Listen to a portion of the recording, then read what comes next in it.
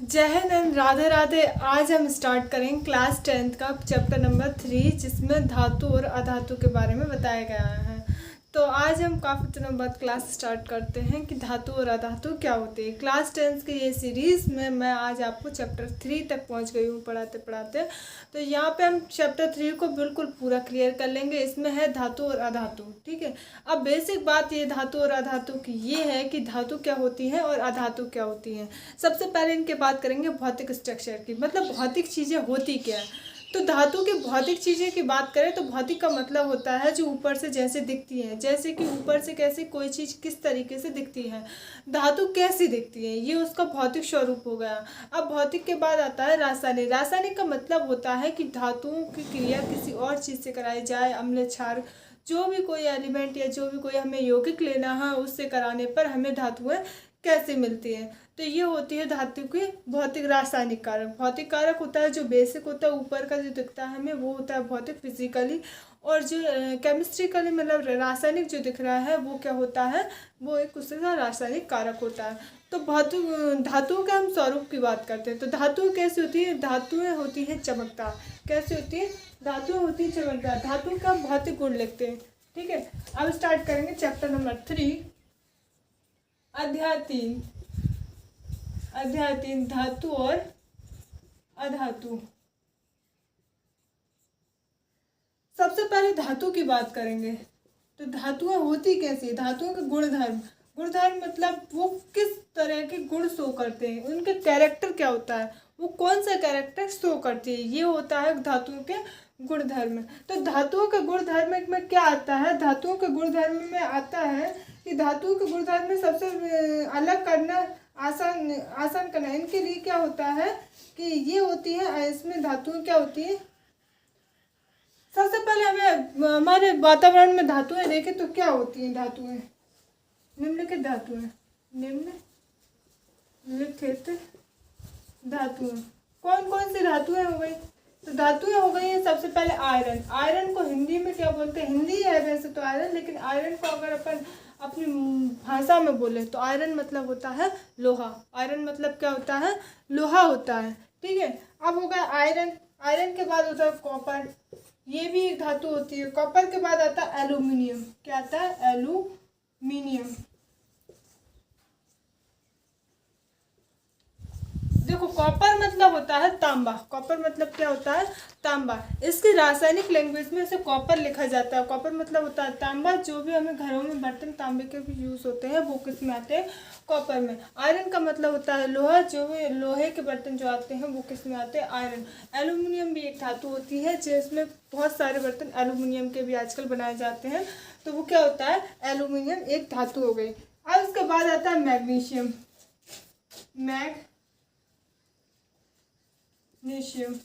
Magnesium भी क्या है, एक धातु है।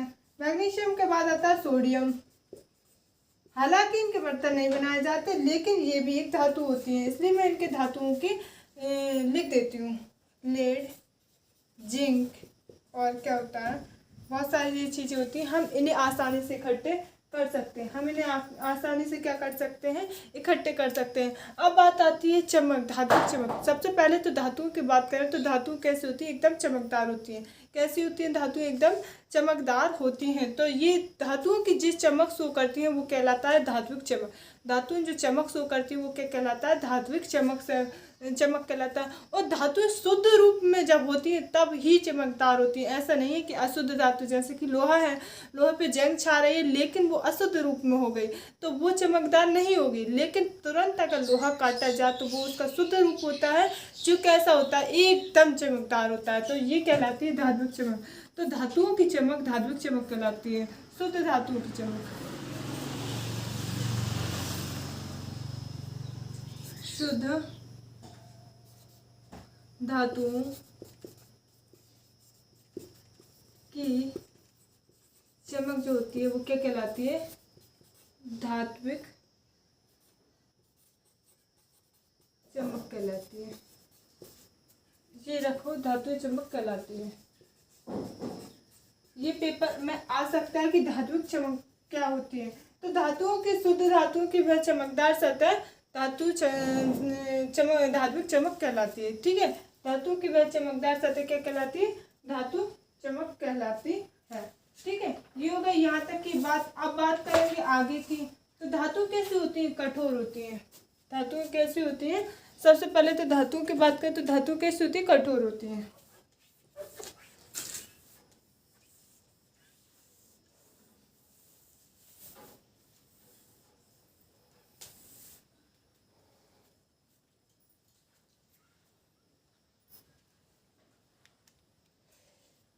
अच्छा, धातुएं तो कठोर होती है, लेकिन कुछ धातुएं ऐसी होती हैं जो कठोर नहीं भी होती हैं। ऐसी कौन कौन सी धातुएं हैं जो कठोर नहीं होती हैं?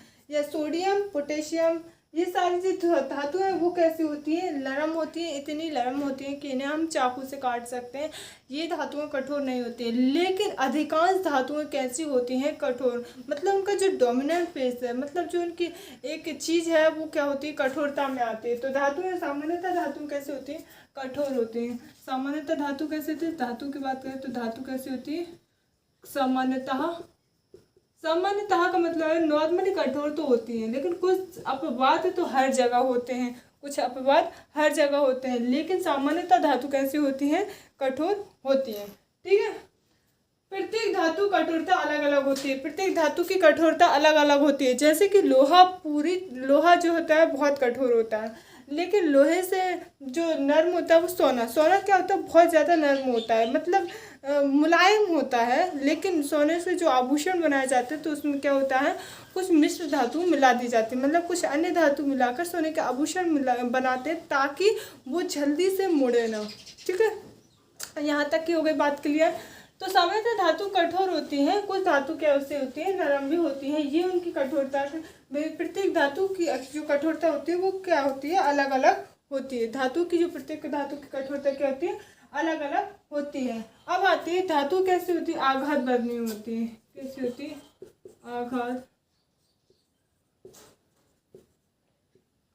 आघात वर्णीय। ऐसे नहीं,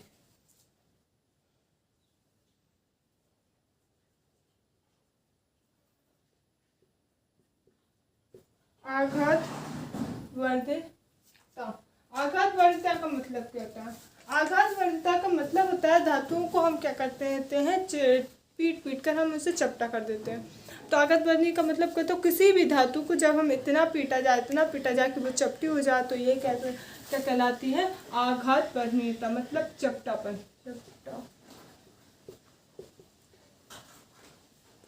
चपटापन है ना, चपटापन या फिर चपटापन कर दो।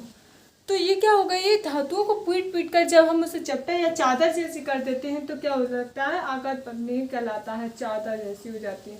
ये याद रखना। आघात वर्धनीयता क्या होती है? धातुएं कैसी होती हैं? आघात वर्धनीय होती हैं। ठीक है, अब बात आती है तन्यता की। तन्यता का मतलब होता है धातुओं को खींच कर लंबा करना। तन्यता का मतलब क्या होता है? धातुओं को खींच कर लंबा करना।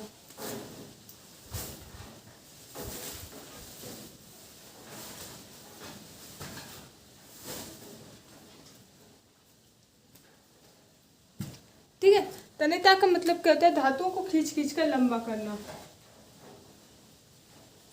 तार बना लेना। अब बात करते हैं लोहे की, मतलब सोने की। सोना की धातु जो होती है, मतलब इतनी तन्यता होती है, उसकी सबसे अधिक तन्यता होती है चांदी और सोने की। चांदी और सोने की तन्यता बहुत अधिक होती है। जो कितना, मतलब 2 ग्राम अगर सोने को खींचे तो हमें क्या करते हैं? 1 ग्राम की बात हो रही है। 1 ग्राम की बात हो रही है। 1 ग्राम जो सोना होता है वो 2 किलोमीटर तक खींचा जा सकता है, इतना तन्यता होता है। मतलब 1 ग्राम सोने को हम 2 किलोमीटर लंबा खींच सकते हैं, ये इतना तन्यता होता है। तो कुछ धातु कैसी होती हैं? विद्युत की अधिक, नहीं विद्युत तो नहीं है, अभी नहीं आता। ये कैसी होती है? तन्यता होती है। कैसे होती है? तन्यता होती है। खींच कर लंबे करने की जो प्रक्रिया होती है वो क्या कहलाती है? तन्यता कहलाती है। अब बात आती है धातुओं को आकार देने की। तो धातुओं को आकार देने का मुख्य कारण क्या होता है? ये क्वेश्चन बन सकता है। धातुओं को आकार देना, किसी भी तरह का आकार देने का मुख्य कारण क्या होता है? या तो आघात वर्णीय या तन्यता। ये 2 मुख्य कारण होते हैं धातुओं के आकार के। मतलब धातु के आकार की बात करें तो ये दोनों कारकों पर डिपेंड करती है। या तो लंबे फॉर्म में हो सकता है क्योंकि उसे तन्यता किया जा सकता है, या फिर कैसे होता है चादर जैसा चपटा हो जा सकता है क्योंकि वो आघात पर्तनीय होता है। ठीक है, इसके बाद आते हैं, क्या आप धातु के नाम बता सकते हैं कि जिनका उपयोग खाना पकाने के बर्तनों में के लिए होता है? तो अधिकतर है ये हम बता सकते हैं, लोहा एक ऐसी धातु है जिससे हम खाना बना सकते हैं, तवा होता है, और जब वो क्या होता है एल्यूमिनियम। एल्यूमिनियम का अधिकतर उपयोग आजकल बर्तनों में करते हैं, एल्यूमिनियम। और कुछ बर्तन होते हैं पीतल के। पीतल धातु तो होती है लेकिन मिश्र धातु होती है, मतलब वो एक शुद्ध रूप में नहीं होती, वो किसी दो चीज़ों को मिलाकर बनती है, 2 या 3 चीज़ों को मिलाकर बनती है पीतल। पीतल एक शुद्ध धातु नहीं है। ठीक है, तो ये 2 धातु हो गए जिनका हम शुद्ध रूप से उपयोग करते हैं, किसमें? खाना पकाने के बर्तन बनाने के लिए उपयोग करते हैं। अब बात आती है ऊष्मा की चालक। ऊष्मा के सुचालक या चालक। ऊष्मा का सुचालक का मतलब होता है कि ये गर्म हो सकती हैं या नहीं। जैसे कि हमने अगर कलछी ली, सब्जी बनाने की जो कलछी होती है वो, अगर इसको यहाँ गर्म करते हैं तो सभी को मालूम है कि ये पूरी गर्म हो जाती है, मालूम है। लेकिन अगर इसी तरीके से हम एक लकड़ी लें, उस लकड़ी को अगर हम यहाँ गर्म करें तो यहाँ वो जलने लगेगी, यहाँ वो जलने लगेगी, लेकिन वो यहाँ तक गर्म नहीं होगी। तो इसका मतलब होता है कि जो धातुएं होती हैं वो क्या होती हैं, जो धातुएं होती हैं वो क्या होती है, ऊष्मा की अच्छी चालक होती है, सुचालक होती है। तो यहाँ लिखिएगा धातु सुचालक होती है, ऊष्मा की सुचालक होती है। ठीक है, धातुएं कैसी होती है, ऊष्मा की सुचालक होती हैं। मैंने डायग्राम समझा दिया किस तरीके से वर्क करता है। जैसे कि हमने कोई कलछी ली, कलछी को गर्म किया, लेकिन वो क्या होगी, पूरी गर्म हो जाएगी, पूरी गर्म हो जाएगी। लेकिन जब हम कभी लकड़ी को गर्म करते हैं तो क्या होता है, केवल आगे की तरफ अगर गर्म किया तो वो वहाँ से जलने लगती है, लेकिन पूरी गर्म नहीं होती। ठीक है, अब बात करते हैं आगे की तरफ। तो धातुओं का गलनांक बहुत अधिक होता है, मतलब धातुओं को गलाने के लिए, जैसे लोहा है, सोना है, चांदी है, जो भी है चीज़ों को गलाना है। गलाना कैसे गलाते हैं, गलाने के लिए पानी में तो नहीं भिगोते। इन धातुओं को गलाने के लिए हमें क्या करना पड़ता है, अधिकतर क्या करना पड़ता है, टेम्परेचर देना पड़ता है। अगर अधिक ताप होता है तो ये धातुएं क्या होती है, पिलक जाती हैं। ठीक है, तो धातुओं का गलनांक बहुत उच्च होता है, ऐसा नहीं है थोड़ी बहुत आग डाली और पिलक गया, नहीं, ये क्या होता है, उच्च गलनांक होते हैं। उच्च गलनांक मतलब अब बहुत ज़्यादा गर्मी या ऊष्मा देनी पड़ती है, उच्च गलनांक होते हैं। अब बात करते हैं चालक की। चालक का मतलब होता है इनमें बिजली उत्पन्न, मतलब विद्युत के चालक होते हैं, या बिजली दौड़ जाती है या नहीं दौड़ती है। मतलब हमने किसी ऐसे तार है, हमने इस तार में क्या करा, हमने इस तार में करंट लगा दिया या डोरी लगा दी, तो क्या इसमें करंट आएगा? हाँ आएगा, क्योंकि ये लोहे की है। अब कुछ चीज़ें ऐसी होती हैं जिनमें करंट नहीं आता क्योंकि वो अधातु होती हैं। अधातुओं विद्युत की सुचालक होती हैं, जबकि क्या होती है, धातु विद्युत की चालक होती है। ठीक है, तो कौन कौन सी जो धातु होती है उनमें करंट अधिक मतलब तेज आता है या जल्दी आता है? तो सिल्वर और तांबा। ठीक है, याद रखना, कॉपर और सिल्वर एक ऐसी धातुएं हैं जो क्या होती हैं, विद्युत की बहुत अच्छी चालक होती हैं। लेकिन सिल्वर के हम तार तो नहीं बना सकते, क्यों? सिल्वर बहुत महंगी है, इस कारण हमें अधिकतर तार कॉपर या फिर एल्युमिनियम के जरूर मिल जाएंगे। कॉपर भी आजकल बहुत महंगा चल रहा है, इसलिए उसमें बहुत हाई क्वालिटी के जो लोग होते हैं, वीवीआईपी जो लोग होते हैं वो यूज़ करते हैं कॉपर के वायर का यूज़, जबकि हम लोग कैसे एल्युमिनियम के वायर का उपयोग करते हैं। ठीक है, क्योंकि एल्युमिनियम क्या होता है, विद्युत का वो भी अच्छा चालक होता है, लेकिन सबसे अच्छा चालक क्या होता है, SAG, SAG मतलब चांदी।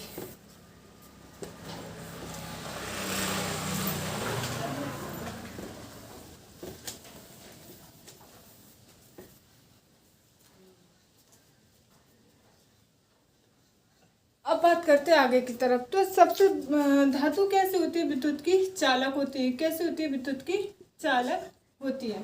अब विद्युत के चालक के बाद आते हैं सबसे अच्छे चालक कौन से होते हैं। सबसे अच्छा चालक, तो सबसे अच्छे चालक की बात करें तो 2 चालक सबसे अच्छे होते हैं। कौन कौन से? एक होता है सिल्वर और एक होता है क्या, कॉपर।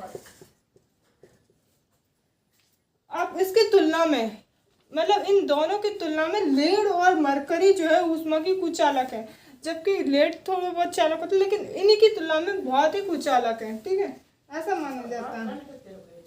अब आपने देखा होगा कि जो वायर होते हैं, आपने सभी ने देखा होगा कि जो वायर होते हैं हमारे घरों में जो यूज़ करते हैं उनके ऊपर पीवीसी का फुल फॉर्म आप पूछ सकते हैं। पीवीसी का फुल फॉर्म क्या होता है? Polyvinyl chloride. क्या होता है?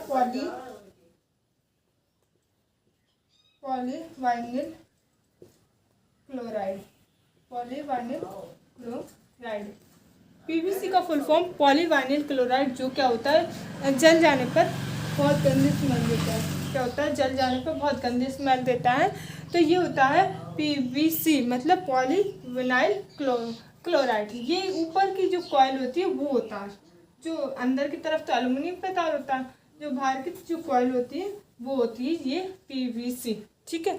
अच्छा, ये होती क्यों? इसलिए होती है क्योंकि क्या होता है कि ये पूरी रोड क्या होती है, पहले तो विद्युत की चालक होती है। तो सबसे पहली बात ये होती है कि इसके अगर नहीं होगी तो विद्युत का जो कोई चीज़ होगी, मतलब टच करने पर हमें करंट लग सकता है। सबसे पहले तो उसकी सुरक्षा के लिए ये रखा जाता है। दूसरी बात है कि कुछ करंट ऊष्मा के तौर पर क्या होता है, बाहर निकल जाता है। इससे बचाने के लिए हम पीवीसी की परत चढ़ा देते हैं। ठीक है। अब बात करते हैं आगे। इसमें क्या होता है, ऐसे पदार्थों की परत होती है। क्यों होती है? मैंने बता दिया क्यों होती है। जबकि कठोर सतह की टकराती है तो क्या होती है? अब बात आती है कि धातुएं अगर कठोर सतह से टकराती है, जैसे मैंने बर्तन लिया, थाली ली और फेंक दी, तो क्या होगा? आवाज़ आएगी ना। आवाज़ इसलिए आती है क्योंकि क्या होता है कि धातुएं कैसी होती हैं, विद्युत उत्पन्न ध्वनिक होती है। कैसी होती है? ध्वनिक होती है।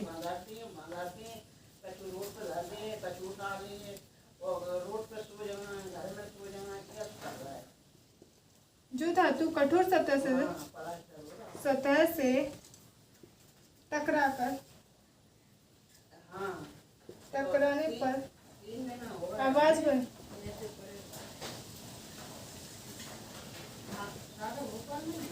हैं,